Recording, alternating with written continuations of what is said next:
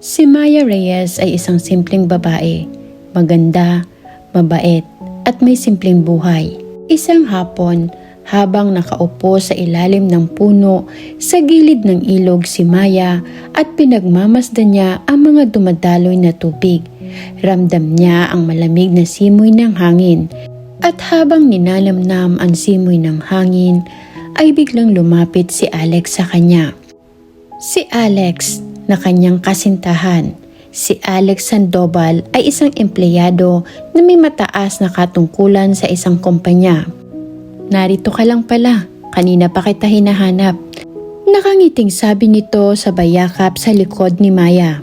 "Alex, hindi ko alam kung tama ang ginagawa natin. Ang dami nating pagkakaiba." May lungkot ng ngiti sa labing sabi ni Maya. "Babe, alam mo ba kung ano ang pinili ko?" Inabot niya ang kamay ni Maya at nagpatuloy sa sinasabi. "Pinili kita sa lahat ng bagay at sa lahat ng pagpipilian sa mundo, ikaw ang pinili ko." Seryosong wika ni Alex habang nakatitig sa mukha ni Maya. "Pero paano kung may mga pagsubok pa rin tayong haharapin?" May halong pangambang sabi niya. "Hindi hadlang ang pagsubok sa pagmamahalan. Basta magkasama tayo, kakayanin natin to, babe." Malambing na wika ni Alex sa girlfriend. Hindi kumibo si Maya, bagkos niyakap niya ng mahigpit si Alex. Sa puso ni Maya, alam niyang tama ang nararamdaman niya. "Babe, pinili rin kita. Kahit ano pa man ang dumating na pagsubok, basta kasama kita, lahat malalagpasan ko. Malalagpasan natin." Madamdaming pahayag din ni Maya sa boyfriend. Pinataka na masuyong halik ni Alex sa noo ang girlfriend at mas hinigpitan palalo ang yakap. At ninamnam ang katahimikan at ramdam nila ang init ng isa't isa. Habang ang ilog sa kanilang harapan ay tahimik na dumadaloy na parabang saksi sa kanilang pangako. Lumipas ang mga araw, linggo at buwan. Isang hapon, nagkita sila sa isang maliit na cafe sa bayan. Nakita ni Maya ang pagod sa mukha ni Alex. "Babe, mukhang pagod ka. May nangyari ba sa trabaho?" May pag-aalalang tanong ni Maya sa boyfriend. Bumuntong hininga muna si Alex bago sumagot.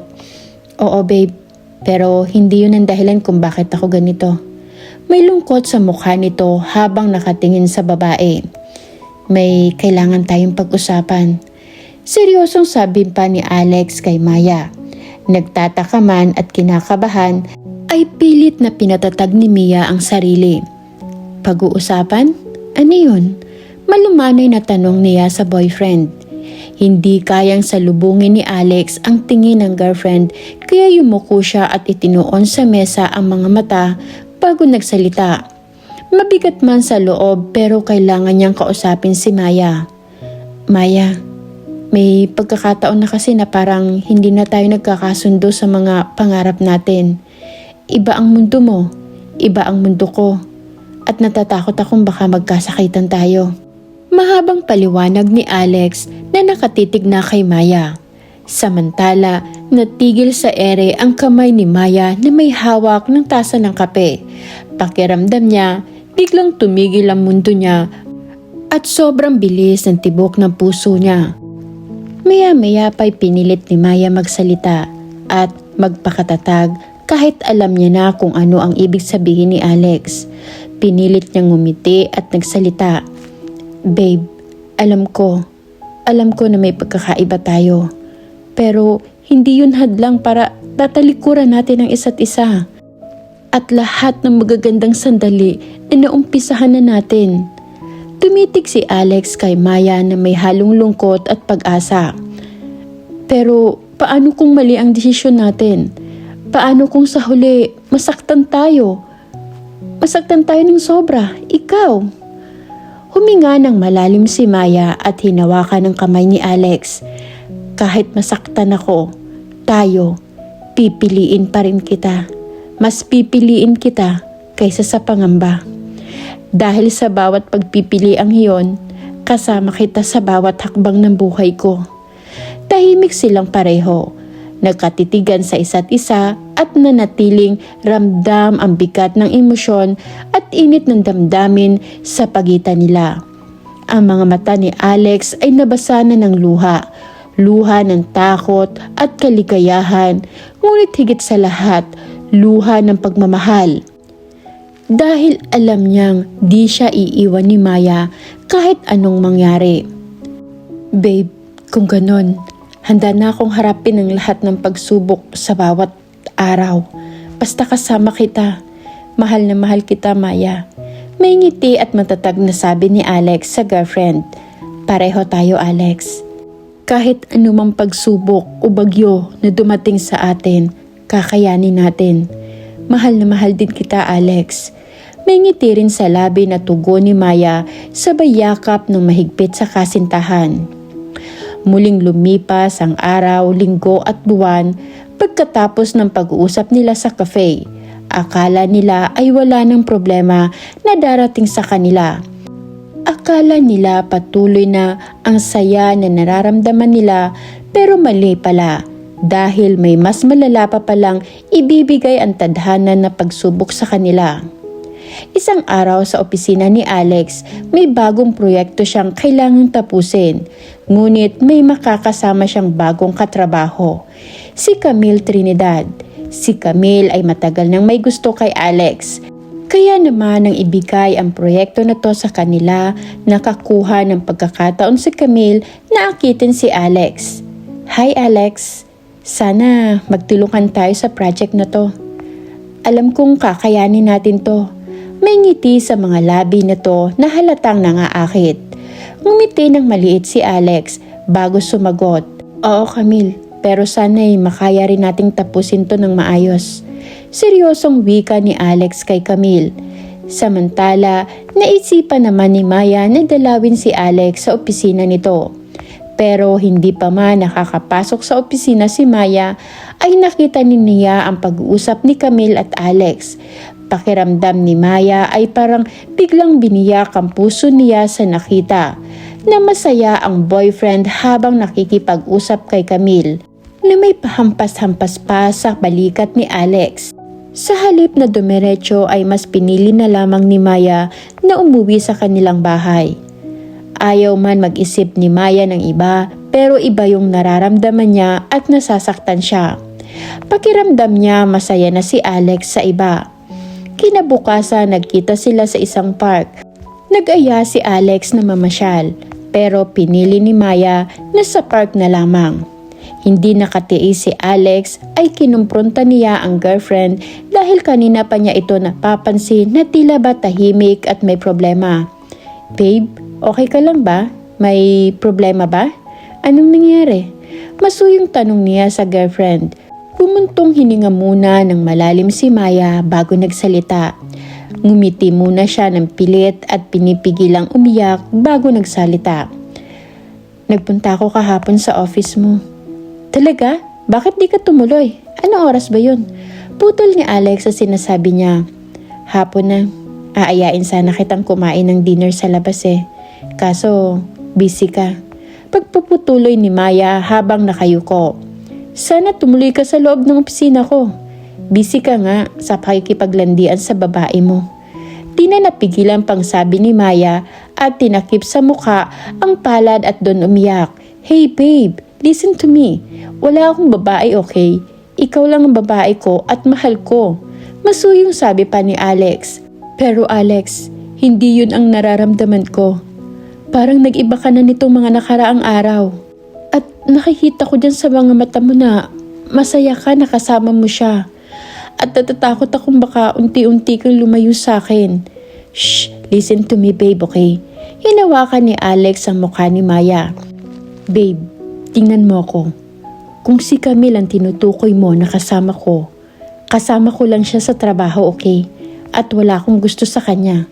Ikaw lang ang mahal ko, maniwala ka.